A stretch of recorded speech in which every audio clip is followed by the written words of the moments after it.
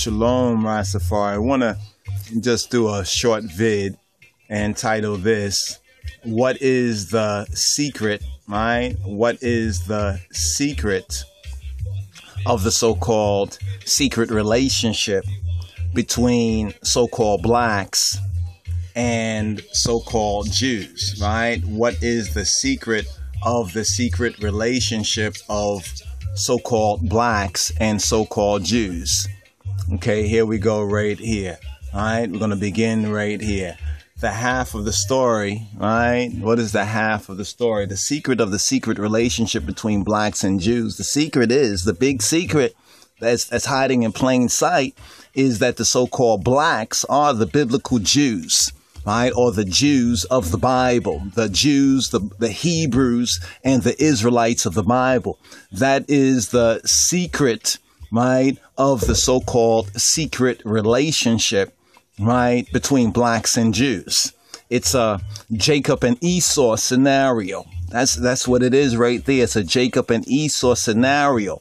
And Haile Selassie reveals the other half of the story that Babylon has tried for over 40 years to twist, to distort, right, and to deceive those who do not have a love of the truth, right? And here we have Gamal Abdel Nasser, right? We quoted him in the previous portion, touching on the Great Deception, because there's a controversy, right? There's a controversy.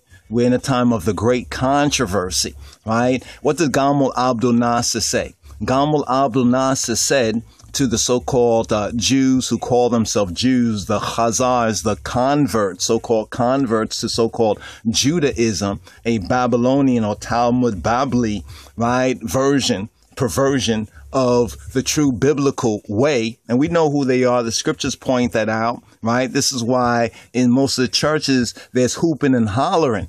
There's not really studying the word. And if it is studying the word, it's just studying this part of the word. And when we say, well, what about the race of the Moshiach, right? What race is he, right? And they say, oh, no, that's racist. It doesn't matter. We're colorblind. Well, if we're colorblind and we're Christians and Christ heals the blind, then let's ask him to heal our blindness so we can see the truth. But it's very obvious, right? It's very obvious because the fools say in their heart, right, that there's no God. Right. And they wonder why their way has become and is becoming so hard. Now, we had actually touched on this in the expanded version of it right here. And we want to touch on this a little bit more. But the so-called roots of Christian Zionism, or white, quote, white, so-called white Christian Zionism, they now want to point the finger at Scofield, at the Scofield Reference Bible, and say because of the notes in the Scofield Reference Bible, this is what sowed the seeds of so-called apostasy. We say nay. We say what sowed the seeds of apostasy is satanic racism, is believing themselves and believing the so-called white race, right, was superior, falling for the lie of the devil that he said in Job chapter 2, verse 4. Where he clearly stated he would use skin for skin. This is why the Messiah would later on say tribe shall rise against tribe, ethnicity against ethnicity, nation against nation in these latter days and times. And it's exactly what we are seeing, right? But it wasn't that Scofield Bible that sowed the seeds of apostasy, but it was their racism, right? Their preoccupation with a lie, because they held the truth, right? The truth in unrighteousness. They held the truth, right, about the race of Christ in unrighteousness. And this is what the Messiah says. The Messiah says, Christ says in the Bible, if I've told you earthly things and you cannot receive the earthly things, then how would you receive, you know, the heavenly things, right? So people say, well, it's not about race. It's all about the grace of God, right? Well, he came in grace and truth, right? We beheld him in grace and truth. So grace and truth are two sides of one coin.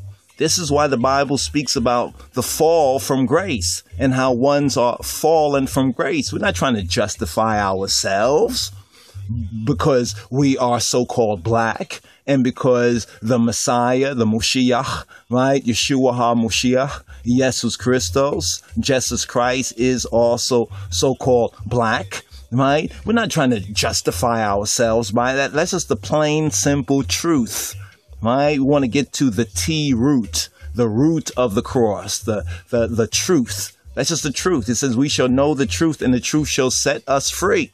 Right? We have to be free from this satanic deception of counterfeit Christianity's racism, which now is deceiving them. Many ones like this pastor right here, so-called Hagee, and others are basically saying that Jesus is really not, they're now preaching like Jesus is not coming, and that Israel, the state of Israel, Ashkenazi Israel, is the Messiah. So it's white Christian Zionism, replacement theology, right? And why is that going on? Because so many things in the scripture has been revealed, and they have done backflips, right? Done backflips to deny, right, the King of Kings, to deny Haile Selassie, to deny that the so-called Negroes are the Hebrews of the Bible, to deny both the race and grace of the Moshiach, right? And here's where we're at. We're in this time of a great controversy, right? The great controversy. But the real secret, right? The real secret, so to speak, right? The real secret of the secret relationship between so-called blacks in the diaspora and so-called European Jews or white Jews. The secret is that the so-called blacks are the Jews of the Bible. The blacks are, speaking about us in the diaspora in the Americas and Caribbean especially, are the Hebrews of the Bible, are the once lost but now found tribes of Israel in the Bible. And the half of the story, right, is fulfilled and completed when we recognize exactly who is the conquering lion of the tribe of Judah and the legitimacy of his claims, right? The legitimacy of his claims. They want to deny the legitimacy of the claims of the King of Kings, right? Of Haile Selassie I, right? And even many so-called Ethiopians, right? Just as the black Jews before them, he came to his own and his own refused him. His own did not receive him, right? Because many of the careless Ethiopians also, they held, right, the truth in unrighteousness. And everything that we see after that time to the present time is a graceful judgment, right? Because he's still seeking to be remedial. He wants them to repent. He wants them to recognize the truth. He's not willing that any should perish. But it's so obvious what Gamal Abdel Nasser said, because we have to recognize the relationship of Gamal Abdel Nasser, right, who he was to his Imperial Majesty, right? So he knew who the true Jews were, right? And if he didn't, His Majesty told him, right? You will never be able to live here in peace, he said to the Ashkenazis. He said to the Edomite, Esau, Jebusite seed, right, of the so-called Jews who call themselves Jews, right?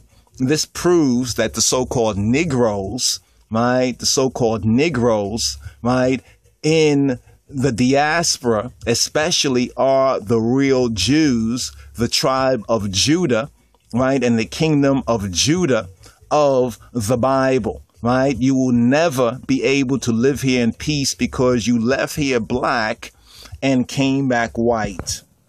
All right, this is one of the little hidden statements that you'll find out there that often does not get enough attention, brothers. All right, this doesn't get enough attention. 1952 is very significant that he would say these things. This is the second president of Egypt, Gamal Abdel Nasser, and we know his relationship with the King of Kings. So it's very clear, it should be at least, when he says these things and the closeness of his relationship, right, with Haile Selassie I, and therefore the closeness of his relationship with the truth, the same truth that the unrighteousness of men hold this truth and hold the truth in unrighteousness.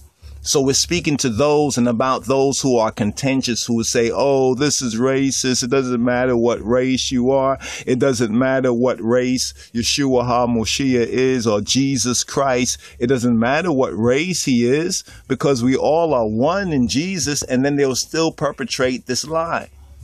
Bold-facedly, they'll perpetrate this whitewash, this other Jesus, right? This other Jesus. He's a Caesar.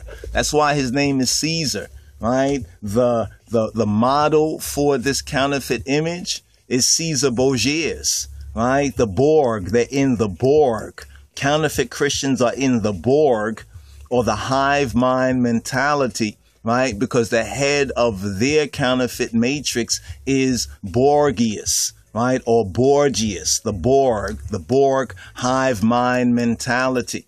Right, and this was the product, right, of whitewashing. Right, this was the product of the iconoclast, the so-called iconoclast phase, right? And we can see this difference right here, right, between a true Hebrew, right, Jew, Israelite, and the so-called Khazars, right? You can see this relationship right here. They call these locks, right? But these are the locks, the Nazarite vow of the Nazarenes, according to the Bible, right? And there's a lot of historical pictures, and give thanks to the Hebrew and the Israelite brothers and sisters. These are some images of the true Hebrews and the Israelites of the Bible, right? Right? These are the images that they have suppressed and sought to whitewash in Europe. They were successfully able, right, to whitewash, right, to whitewash these images, right? That's what's called, they call that the iconoclast. Let's move this down right here. They call that the iconoclast phase of Christianity. Let's go through these, right? You can see this right here. I mean, it's so obvious, right? It's so obvious right here, right? It's so obvious right here. That's why in Europe, when Europe, right, was faithful, they recognize, right? They recognize the truth. There was a recognition of the truth. But then came the phase that they call the iconoclast phase, right? The iconoclast phase, or the whitewashing, right? Where they whitewashed the biblical images, right? You know, and the last place that really had a really rich collection was Russia.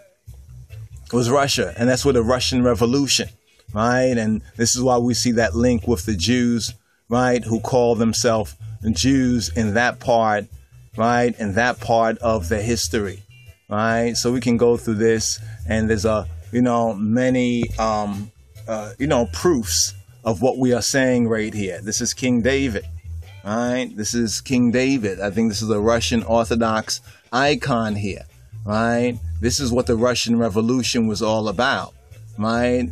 Because the Jews who call themselves Jews, they came out of that experience. Look at this.